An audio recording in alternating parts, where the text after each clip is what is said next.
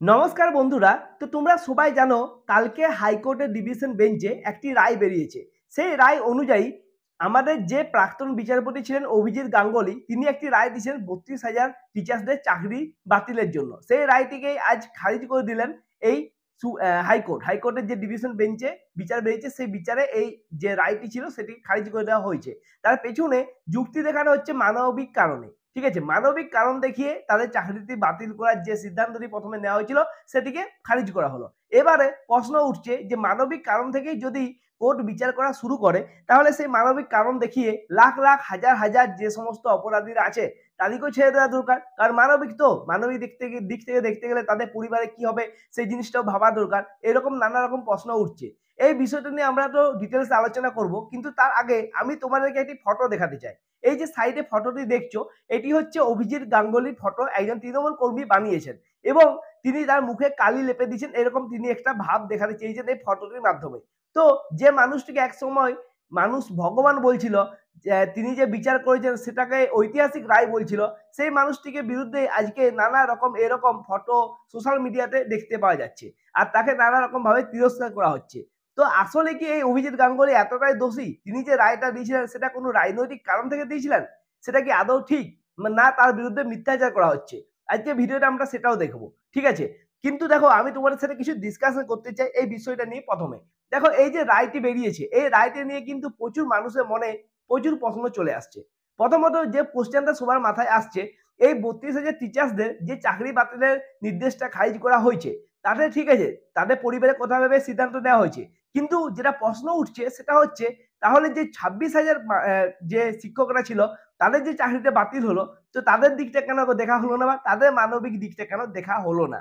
তখন তো supreme court বা যে ডিভিশন বেঞ্চ ছিল হাইকোর্টে, তারা দুজন মিলেই কিন্তু এই রায়টা দিয়েছিলেন, 26,000 টিচার্সদের চাকরি বাতিল করেছিলেন। আই তো তারা আন্দোলনের দিকে যেতে পারে, তারা তো এই প্রশ্নে নামতে পারে, এই প্রশ্নটা তুলে যে এই 32,000 টিচার্সদের যদি চাকরি বাতিল না করা হয় তাহলে তাদের চাকরিটি কেন বাতিল করা হলো?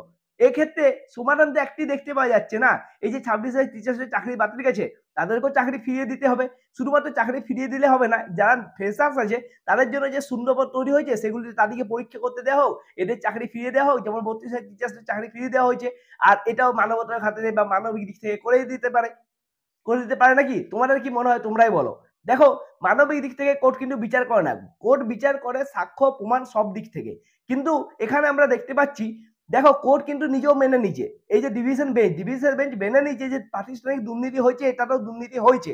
আর সিবিআই যে রিপোর্ট দিয়েছে তাতে বোঝা যাচ্ছে 264 জনের নাম এসছে, আর 69 জন না কত জনের নাম এসছে তারা চিহ্নিত হয়েছে যে তারা দুর্নীতি করেছে। তো এমনটা তো নয় যে দুর্নীতি হয়নি, দুর্নীতি 100% হয়েছে। ঠিক আছে, কিন্তু এখানে এটা বুঝতে হবে যে 32,000 যে টিচার্স আছে তার মধ্যে সবাই কিন্তু দোষী নয়, সবাই যে দুর্নীতি করেছে তাও নয়, এর মধ্যে কিছু মানুষ দুর্নীতি করেছে। কিন্তু আমার যেটা প্রশ্ন সেটা হচ্ছে এই যে 264 বা 269 জন মানুষের বা এই যে 69 জন মানুষের নাম এসছে, তারা চিহ্নিত হয়েছে, তারা বাদ দিয়েও তো এই 32,000 মধ্যে আরো অনেক মানুষ থাকতে পারে যারা কিন্তু দুর্নীতি করে চাকরি পেয়েছে। তাহলে তাদের দিক থেকে তো এটা ঠিক হয়ে গেল না? আসলে এই বিচারের বা এই রায়টা থেকে একটা মানুষের মনে প্রশ্ন আসছে যে এই যে এরকম ভাবে যদি মানবিক দিক থেকে সব দিকে বিচার করা হয়, তাহলে যারা দুর্নীতি করে তাদের মনে ভয়টা তো আর থাকবে না। এরপরে আরো নানা যে সমস্ত নিয়োগ প্রক্রিয়া হবে, চাকরির প্রক্রিয়া হবে, সেই সমস্ত জায়গায় আমরা দেখতে পাবো যে তাদেরও কিন্তু মানে দুর্নীতি করে বা ঘুষ নিয়ে তারা চাকরি করছে, কারণ তাদের মনের ভয়টা থাকবে না। তারা তখন এই যে রায়টা বেরিয়েছে এই রায়টাকে যুক্তি দিয়ে দেখাবে যে একদিন কিন্তু হাইকোর্টের ডিভিশন বেঞ্চ বলেছিল যে মানবিক কারণে তাদের চাকরি থাকতে হবে, তাদের চাকরি বাতিল হবে না। তাহলে তারা যদি দুর্নীতি করে, এখন যারা নতুন যে সমস্ত চাকরির ফর্মগুলো বেরোচ্ছে, এত এত মানুষ এত পড়াশোনা করে, স্টুডেন্টরা এত পড়াশোনা করে রাত দিন জেগে পড়াশোনা করে চাকরির জন্য প্রস্তুতি নিচ্ছে, তারপর যদি তাদের চাকরি সে না পায়, তার জায়গায় কোনো মানুষ যদি ঘুষ দিয়ে সেই জায়গায় ঢুকে যায়, সে তো তখন বুক ফুলিয়ে বলবে যে না, মানবিক কারণে আমার চাকরি যখন আমি পেয়ে গেছি, আমার চাকরি কোনো মতে বাদ দেওয়া যাবে না। এটা একটা মানুষের মনে প্রশ্ন উঠছে। তার সাথে সাথে এই প্রশ্নটা উঠছে যে মানবিক কারণ দেখেই যদি সবকিছু করা হয়, তাহলে আমি একটা উদাহরণ দিই। ধরো কোনো বাড়ি একজন চোর আছে, সে বাড়িতে চুরি করে, ঠিক আছে, তাকে পুলিশ ধরলো, কিন্তু কোর্টে গিয়ে তাকে কিন্তু ছেড়ে দিতে হবে। তার পেছনে কারণ কি হবে? কারণ সিম্পল, যে মানবিক কারণ। কারণ তারও একটি পরিবার আছে, এই চুরি করে বলে তাদের যে সংসার আছে সেখানে পেট চলে, মানুষের পেট চলে, তাহলে তাকে মানবিক কারণ দেখে তাকেও ছেড়ে দিতে হবে। এই প্রশ্নটা সব মানুষের মুখে উঠছে। দেখো, আমি যে শুধুমাত্র বলছি তা কিন্তু নয়, এটা নিয়ে বিকাশ রঞ্জন ভট্টাচার্য থেকে অভিজিৎ গাঙ্গুলি তিনিও মন্তব্য করেছেন। সবগুলি আমি তোমাদের শোনাবো, কিন্তু সবার আগে আমি তোমাদের শোনাতে চাই মমতা ব্যানার্জি তিনি কি বলছেন এই রায়টা নিয়ে। তো চলো প্রথমে দেখা যাক মমতা ব্যানার্জি কি বলছেন।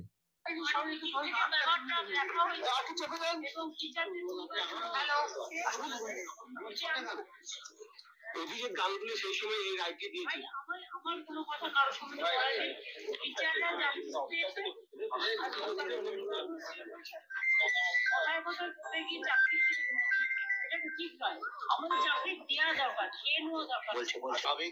আচ্ছা, তাহলে তোমরা শুনলে তো মমতা ব্যানার্জি কি বললেন, যে আমাদের চাকরি দেওয়া দরকার, খেয়ে নেওয়া উচিত নয়। তাতে সে যতই দুর্নীতি করুক, তাতে সে যতই ২ নম্বরি করে চাকরি পাক, তার চাকরি কিন্তু খেয়ে নেওয়া উচিত নয়, তাকে চাকরি দেওয়া দরকার। এটা মমতা ব্যানার্জি বলছেন। আর বলছেন এই রায়ে তিনি খুশি। কিন্তু যখনই যে রায়টা বেরোয়, সেই রায়টা যদি এদের বিরুদ্ধে যায়, মানে সরকারের যে স্ট্যান্ড আছে সেই স্ট্যান্ডের বিরুদ্ধে যদি যায়, তখন কিন্তু মমতা ব্যানার্জি বলবেন না, এটা এক শ্রেণীর বিচারপতিরা আছে, তারা কোনো রাজনৈতিক দলের প্রভাবে এরকম কাজ করছেন। বলে কি বলে না সেটা তোমরাই বলো। পুরনো যদি মমতা ব্যানার্জির যে সমস্ত ভিডিও মিডিয়ার সামনে আছে সেগুলো যদি দেখো, সেখানে দেখতে পাবে মমতা ব্যানার্জিও কিন্তু এই কথাটা বলেছে যে এক শ্রেণীর বিচারকরা রাজনৈতিক প্রভাবে কাজ করছে। কিন্তু আজকে তিনি রায় খুশি, কারণ আজকের এই রায়টা তাদের স্ট্যান্ডের সাথে মিলে গেছে। এই কথাটা আমার মনে বারবার এসছে, তাই আমি এই কথাটা তোমার সামনে বললাম। তোমাদের কি এটা মনে হচ্ছে না? অবশ্যই তোমরা কমেন্ট করে জানাও। এরপর আমি যেটা তোমাদের ভিডিও দেখাবো সেটা হচ্ছে বিকাশ রঞ্জন ভট্টাচার্য। তিনি কি বলছেন এই রায়টা নিয়ে, তার মন্তব্যটা আমাদের সবারই জানা দরকার। তো চলো দেখা যাক সে কি বলছে। দুর্নীতি টুর্নীতি সমস্ত উপেক্ষিত হয়েছে, এবং যার ফলে এটা বলছি তো আমি, এর ফলে কি হবে, যারা দুর্নীতি করেন তারা খুব উল্লসিত হবেন। এখন এটাকে দেখি ক্রিমিনাল মামলায় বলার চেষ্টা করবেন, কই আদালত তো সমস্ত চাকরির বৈধতা দিয়েছে, সুতরাং এটা বেআইনি হলো কেন? এটা একটা অদ্ভুত রাস্তা খুলে দিলেন দুর্নীতিবাজদের জন্য। যতটুকু আমি শুনেছি সামগ্রিকভাবে হাইকোর্টের এই রায়ের যে পরিণতি, তা হচ্ছে আইনি বেআইনি দুর্নীতি যাই হোক না কেন, ৩২,০০০ লোকের যদি চাকরি কোর্ট খারিজ করে দেয়, তবে তাদের পরিবারের কি হবে? এইটাই মূলত আদালতকে প্রভাবিত করেছে। কিন্তু আদালতের কাজ হচ্ছে এইরকম আবেগ বর্জিত হয়ে আইনের প্রয়োগ করা, সংবিধানের প্রয়োগ করা, সংবিধানের যে মূল মর্মবস্তু এটাকে কার্যকর করা। সেটা হলো না, এবং এর ফলে যারা দুর্নীতি করেন, প্রাতিষ্ঠানিক দুর্নীতি, আমি সকালের সময় অনেকগুলো বিষয় দেখিয়েছিলাম যা থেকে প্রাতিষ্ঠানিক দুর্নীতি প্রমাণ হয়ে যায়। বিশেষ করে এই কেস কি রায় কোম্পানি, তাকে নিয়োগ করা প্রথম থেকেই এস বাসুরা কোম্পানিকে নিয়োগের কোন রকম স্বচ্ছ পদ্ধতি না মানা ইত্যাদি অনেক দেখেছিলাম, সেগুলো সব বলার দরকার নেই। তার মধ্যে দিয়ে একটা প্রাতিষ্ঠানিক দুর্নীতি প্রমাণ হয়। এবং সওয়ালের সময় বিচারপতিরা এটা বারবার বলছেন ইনস্টিটিউশনাল করাপশনের কথা বলা হচ্ছে, কিন্তু শেষ পর্যন্ত সেটা আদালতের কাছে গ্রহণযোগ্য হলো না। ওই যে ৩২,০০০ পরিবার কি হবে? তাহলে দাঁড়ালো দুর্নীতি করে যদি কেউ চাকরি পায়, তবে তার পরিবারের কি হবে এই ভেবে তাকে চাকরি থেকে সাজা দেওয়া যাবে না। মানে এইরকম ভাবনা চিন্তা হলে পরে আগামী দিনে হয়তো এমন হতে পারে যে কাউকে সাজা দেওয়া যাবে না, তার পরিবারের কি হবে সেটা হতে পারে। তাহলে শুনলে তো তোমরা বিকাশ রঞ্জন বাবু কি বললেন। দেখো এই কথাটাই আমি বলছি, যে যদি মানবিক কারণ দেখিয়ে বারবার যে তার পরিবারে কি হবে এই ভেবে যদি সাজা দেওয়া না দেওয়া যায়, তাহলে এক্ষেত্রে বাকি যে সমস্ত কেসগুলো কোর্টের সামনে উঠবে, সেখানেও সেই যে দোষী বা সেই যার বিচার হচ্ছে সে কথা বলতেই পারে যে না, আমারও মানবিক কারণ আছে, বা আমারও পরিবারের কারণে আমার যেন সাজা না হয়। সে চুরি করুক বা যাই করুক বা ধর্ষণই করুক, সেও তো মানবিক কারণ দেখাতে পারে। মানে এই প্রশ্নটা মানুষের মনে সবচেয়ে বেশি গেঁথে গেছে, যে মানবিক কারণ দেখিয়ে কিভাবে কোর্ট বিচার করতে পারে। আর তার সাথে সাথে আরেকটা এখানে প্রশ্ন উঠছে, যে পরিবারের কথা যদি ভাবা হয়, তাহলে এই 26-এ যে টিচার্সরা ছিল তাদের বেলায় কেন পরিবারের কথা ভাবা হলো না? তাদের কেন চাকরিতে চলে গেল? তাদেরকে কেন আবার নতুন করে পরীক্ষা দিতে হচ্ছে? তাদেরকে কেন এত মুশকিলের সামনা করতে হচ্ছে? সেই দিক থেকে তো এই 32,000 যারা টিচার্স আছে তাদেরকে কিছুই করতে হচ্ছে না। তাদের ক্ষেত্রেও কিন্তু দুর্নীতি হয়েছে, তাদের ক্ষেত্রেও এটা প্রমাণিত কোর্টের কাছে যে এখানেও দুর্নীতি হয়েছে। কিন্তু এক যাত্রায় দুই পৃথক ফল কিভাবে হয়, এটাই হচ্ছে সবচেয়ে বড় প্রশ্ন। এরপর যাকে নিয়ে এত কথা হচ্ছে অভিজিৎ গাঙ্গুলি, যার সম্বন্ধে নানা কথা বলা হচ্ছে, তিনি কোনো রাজনৈতিক প্রভাবে কাজ করেছেন, তিনি মানে ঠিক বিচার করেননি, তাকে এক প্রকার শয়তান বানিয়ে দেওয়া হয়েছে সোশ্যাল মিডিয়াতে, তোমরা যদি যাও দেখতে পাবে। তো তিনি নিজে কি বলছেন তার মন্তব্যটা চলো এবার শোনা যাক। যে রায় হয়েছে তার সঙ্গে আমার একটা মার্চ করে গেছে অলরেডি, তাই যে মুহূর্তে রায়টা ঘোষণা হয়েছে, তাহলে আমার রায় ভুল ছিল না ঠিক ছিল এ সম্পর্কে আমি আর কিছু বলতে পারছি যে তাহলে সুপ্রিম কোর্ট কি সম্পূর্ণ ভুল করলো? আমাদের এর আগে হাইকোর্টের ডিভিশন বেঞ্চ তারাও কি 26,000-এর চাকরি বাতিল করে সম্পূর্ণ ভুল করলো? তাহলে কি দুর্নীতিকেই বজায় রাখতে হবে? এই প্রশ্ন এসে যাচ্ছে। 26,000-এর পরিবারের মামলা তো আর এই যে বিচারপতি রায় দিয়েছেন তার সামনে ছিল, যে বিচারপতি দুজন রায় দিয়েছেন তার সামনে ছিল না। হ্যাঁ, সুতরাং এই 26,000 32,000 এটা ওইভাবে তুলনা করা যায় না, কিন্তু প্রিন্সিপালি যেটা বলা যায় সেটা হচ্ছে যে সুপ্রিম কোর্ট যেখানে 26,000-এর চাকরি বাতিল করলো, ডিভিশন বেঞ্চও করেছিল, তারাও অনেকদিন চাকরি করেছিল, তাহলে কি সুপ্রিম কোর্ট ভুল ছিল? ভুল করেছিল?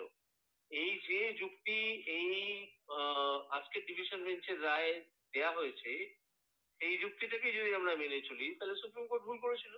জুডিশিয়াল রিয়েলিজম বলে একটা তত্ত্ব আছে যেটা আমাদের আদালতে অনেক সময় আলোচনা হয়।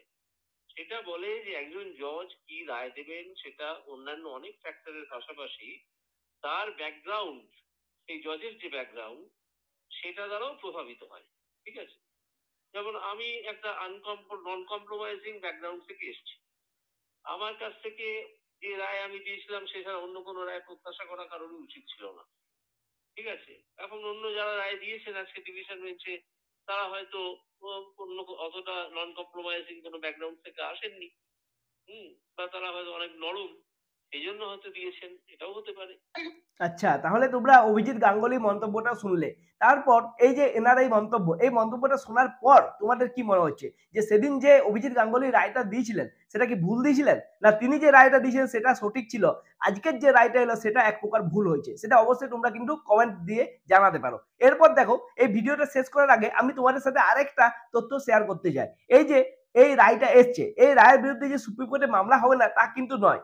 আর সুপ্রিম কোর্টে মামলা হবে সেটা আমরা স্পষ্টতই বুঝতে পারছি, কারণ এই যে আইনজীবী তরুণজ্যোতি বাবু আছে তিনি বলছেন তিনি সুপ্রিম কোর্টে যাবেন, যারা বঞ্চিত হয়েছেন তারা বলছেন সুপ্রিম কোর্টে যাবেন। তাহলে এই যে মানে এখন যে ওয়ার্ডিকটা এলো সেই ওয়ার্ডিকটা নিয়ে যাদের 26,000 টিচার্সদের যে যাদের চাকরি গেছে তারাও কিন্তু সুপ্রিম কোর্টে আবার কমপ্লেন করতে পারে যে তাদের যদি চাকরি 32,000 যাদের চাকরি গেছে তাদের যদি চাকরি আবার বহাল রাখা হয় তাহলে এদের কেন রাখা হবে না, তাহলে সুপ্রিম কোর্টে মামলাটা অবশ্যই উঠবে। কিন্তু কেই বা বলতে পারে সুপ্রিম কোর্টে যখন মামলা উঠবে তখন যদি আবার এই যে রায়টা এসছে এই রায়টা খারিজ হয়ে যায়, তখন যদি আবার সে অভিজিৎ গাঙ্গুলির রায়টাকেই মান্যতা দেওয়া হয় সুপ্রিম কোর্ট থেকে, কারণ সুপ্রিম কোর্ট একবার কিন্তু 26,000 টিচার্স লেভেলে এই রায়টাকে সামিল করেছিলেন এবং 26,000 টিচার্সদের চাকরি বাতিল করেছিলেন। তাহলে তখন কিন্তু মানবিক দিকটা দেখা হয়নি বা মানবিক কারণে তাদের চাকরি ফিরিয়ে দেওয়া হয়নি। সুপ্রিম কোর্টে মামলা উঠলে বিচারটা আবার কিন্তু পাল্টে যেতে পারে আর এই রায়টা আবার কিন্তু পাল্টে যেতে পারে। তোমাদের কি সেটা মনে হচ্ছে না? অবশ্যই কমেন্ট করে জানাও। এই ভিডিওটার মাধ্যমে পুরো তথ্যটা আমি তোমাদের সামনে তুলে ধরলাম। ভিডিওটা যদি তোমাদের ভালো লাগে, আমার বিশ্লেষণটা যদি তোমাদের ভালো লাগে, অবশ্যই ভিডিওটা লাইক করো, শেয়ার করো, চ্যানেলটাকে সাবস্ক্রাইব করো। ছোট্ট চ্যানেল আবার প্লিজ একটু সাপোর্ট করো, চ্যানেলটাকে সাবস্ক্রাইব করো। দেখা হবে নেক্সট ভিডিওতে, ততক্ষণের জন্য নমস্কার।